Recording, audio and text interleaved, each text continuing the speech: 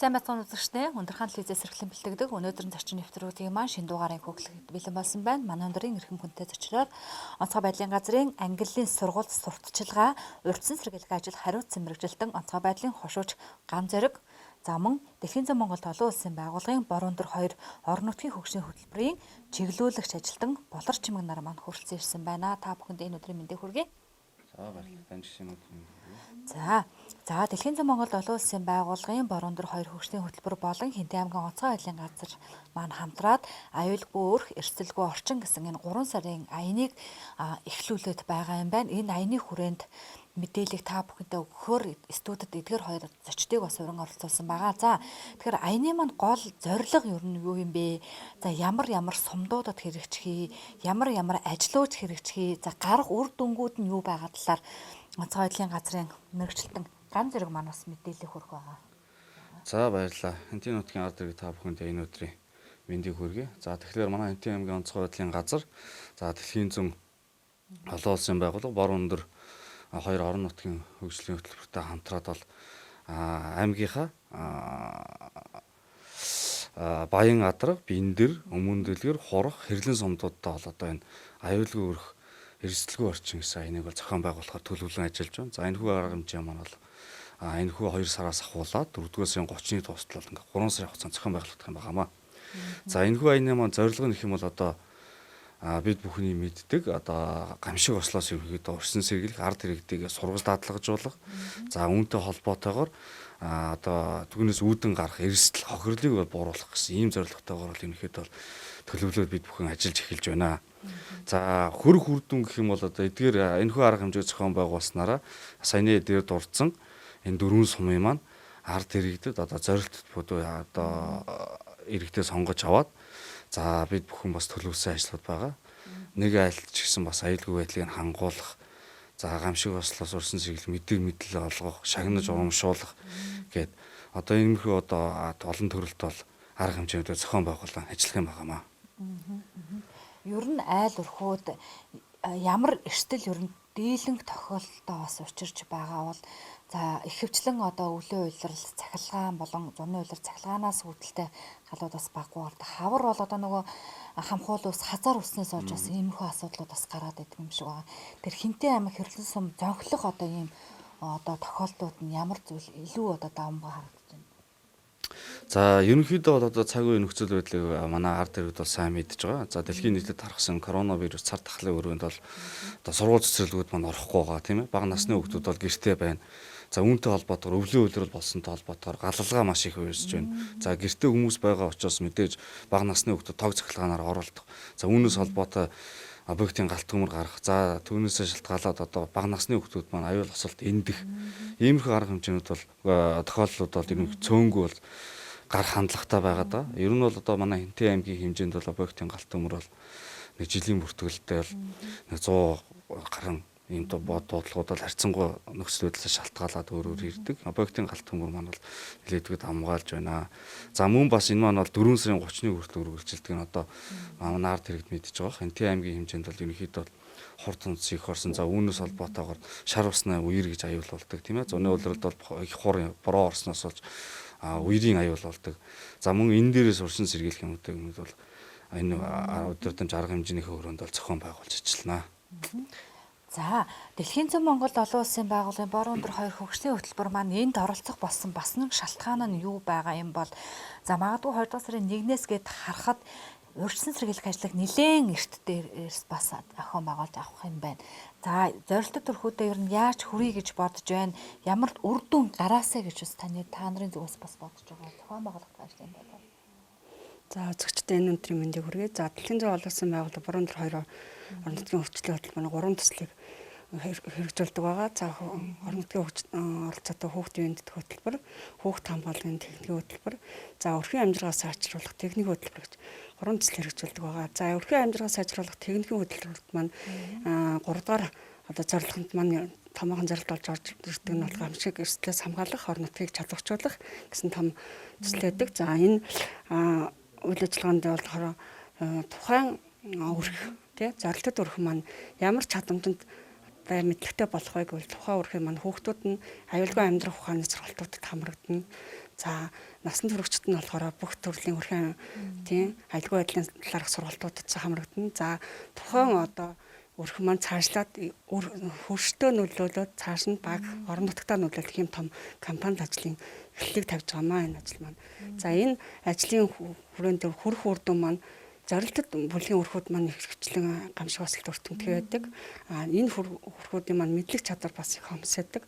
Энэ өрхүүдийнхээ чадварыг мэдлэг чадварыг сайжруулна. Дээрээс нь хамтын оролцоод тэр тухайн өрх маань юмнаас үлдээд хоцроод байдаг энэ асуудлууд маань илүү сайжраад за оролцоон сайжирснаар тухайн өрхүүд маань өөрсдийнхөө санал санаачлаган дээр богино хэмжээний төслүүдийг бас бичих юм чадвар суйрлагдсан байгаамаа. Тэгээд ер нь бол өрхүүдийг чадваржуулахын тулд эхний алхам маань хэсгээ хагалагч багийн дарга нартайгаа маш их хамтарч ажиллана.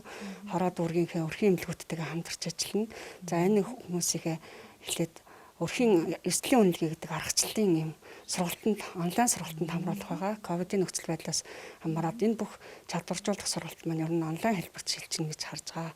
Тэгэхээр сургалтаа авсан хэсгээ хагалагчтай багийн засаг дарга нар хорон нийгмийн ажилтнууд маань цаашлаад өрхүүдээ аваад ингээд эрсдлийн үнэлгээний аргачлалаар өрхүүдээ сонгоно. Тэгвэл газрын зураг бас газар зүйн байршлаар нь ингээд сонгож гаргаж ирэх байгаа. Цаашид энэ аргачлалыг хэрэгжүүлснээр бусд байгууллагад оролцогч байгууллагуудад маань маш том мэдээллийн бааз суурь мэдээл болж үлдчихэж байгаа гэдгийг бас харагдаж байгаамаа. За хичнээн одоо өрхийг сонгож авах төлөвлөгөөтэй байгаа. За нэг өрхөд ойролцоогоор хичнээн одоо яг энэ сургалт мэдээлэл одоо зөвлөмж тусалцаа авчих бол. За ер нь бол сургалтууд бол хоёр байгууллага маань хамтраад явчихна. Тэгээд цаашид бол өрхүүдээс бол оролцох гол нь оролцоог нь аягаасаа хангаж ажиллах хэрэгтэй. Тэгээд хамтарч оролцож байгаа байгууллагад маань нийгмийн сайн сайхныхаа өрөөнд аж ахуйн нэгжүүд бас их оролцоход нээлттэй энэ боломжийг хангаж өгч байгаа. Яагаад гэвэл бүх байгууллагын ардталт бас зорилт өрхүүд маань явж л байдаг. Тэр өрхүүдийг бас дэмжих, хамтарч оролцох тийм бас боломжуудаар хангаж өгч байгаа нь харагдаж байгаамаа. Тэгэхээр маш том нөлөөллийн ажил болно. Энийн ар дээр бас урамшууллын том хэлбэрийн одоо шагнал урамшуулалт бас дагалдаж явж байгаа. Энэ маань юу вэ гэвэл баг хороог ерөнхийд нь алдаршуул шалгаруулна. Дээрээс нь өрхөө шалгаруулна. Нэг удаагийн кампанид ажил хийхгүй цаашид эргэжил хийхэд тухайн айл маань дахиад нэг бус айлуудыгаа чадваржуулах хэмжээний тийм төвшөнд хүрсэн мэдлэг чадвартай болцсон байна гэж харж байгаа. За энэ одоо төсөл маань хамрах хүрээний хувьд бол биен дээр баян адраг өмнө дэлгүүр хурх тосгон хэрлэн сум гэдэг ингээд хязгаарлагдсан харагдаж байна. За хүсвэл бусад сумдуудаас оролцох боломж бас байгаа гэж бас хэлээд байгаа шүү дээ. За тий болно. Бусд одоо манай дэлхийн зүүн хэрэгждэг орон нутгийн тий сумдууд маань оролцож болно. Тухайн одоо энэ мэдээлэл маань хоорондоо ярьж цацагдахад эргээд биднээс мэдээлэлүүд орж ирэх байгаа. Тэр үед нь хамтраад ажиллах боломжууд гарцуудаа бүгдийг хэлээд өгнө тий. Яаж оролцох боломжтой тий. Талуудын оролцоог яаж хангаж ажиллах вэ гэдгийг бас тодорхой ярилцаад явнаар.